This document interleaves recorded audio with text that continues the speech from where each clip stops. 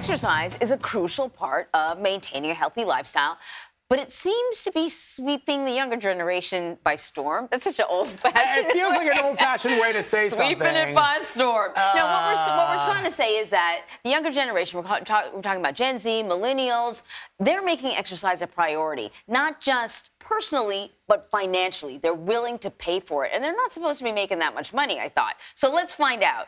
The CEO of Planet Fitness told Yahoo Finance that in 2022, Gen Z gym memberships were up 150% of pre-COVID rates. But the big question is, how much of a financial priority should exercise really be for you? So joining us now in Studio 57 is Editor-in-Chief of Women's Health, Liz Plosser. Plosser? You got it. All right. Thank you, Liz. What's up, Liz? So that's actually really surprising to me because I know, in a way, once people started working out at home, we wondered if that trend was just going to continue. But boy, as soon as those gyms opened up, people wanted to be with other people, right? That's right. People came back and then some. So this stat from Planet Fitness, I assure you, all gyms are feeling that lift right now. Yeah. I think the younger generations, Gen Z, millennials in particular, have really embraced fitness, not only as something great for longevity and health, but also as a social space, as something that improves their mental health and wellness. Yeah. So it's like this holistic health picture, and they want to invest in it. So what kind of money are we talking about a month, though? So there is research that suggests that those generations are spending more than some of the older ones, up to 10 to 15% of their post-tax income.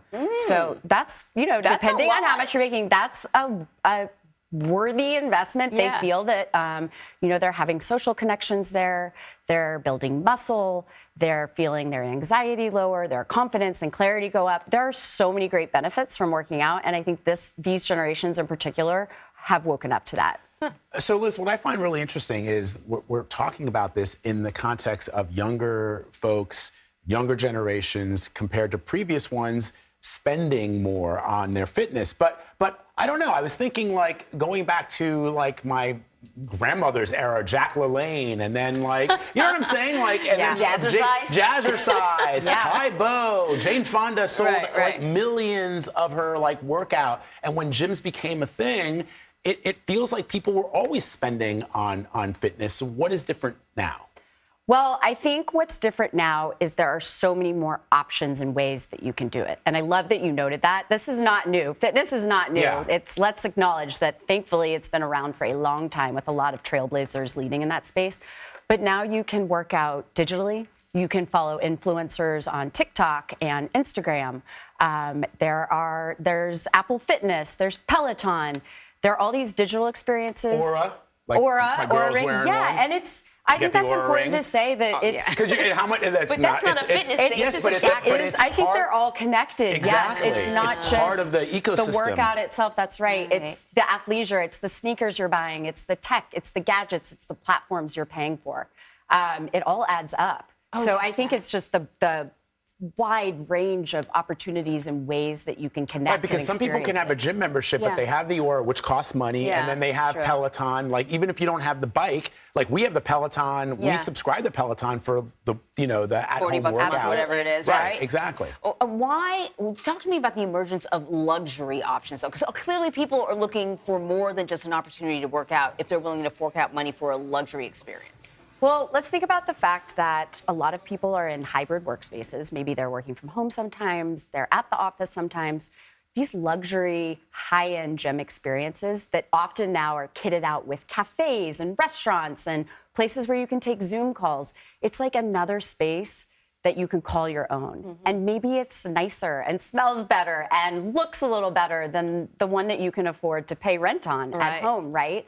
So I think that's been really interesting watching these fitness gyms and studios turn into more lifestyle spaces. Well, one of the things, Liz, you and I were talking about during the commercial break is that, and I was joking at the top of the show, that I work out in my original mindset when I was a younger person. I worked out because I want to look good. Right. You want to go to the beach, you want to meet the girls, and so you have to represent, now, what are you just trying to stay alive?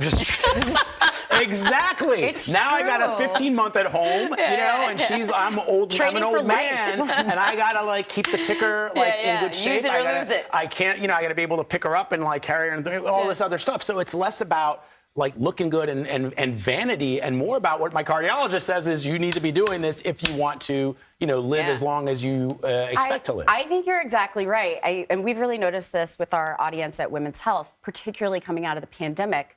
The average person really woke up to the fact that life is short and precious and every day is worth it. We also learn so much about our health and wellness, not only physically, but also mentally and emotionally. And so I think we're seeing this surge of Americans really embracing health and longevity and looking into the long term and being inspired, as we were saying in the commercial break, by folks who are in their 60s and 70s and 80s and still flexing and showing us that making fitness and wellness a priority it makes your life fuller and more meaningful. And so that's, going to a place where you can share that community and also feel better inside and outside. Yeah. It's a win-win, and people are willing to invest. Love it. Liz Plosser, come back anytime. I would love to. Appreciate it. Thank you.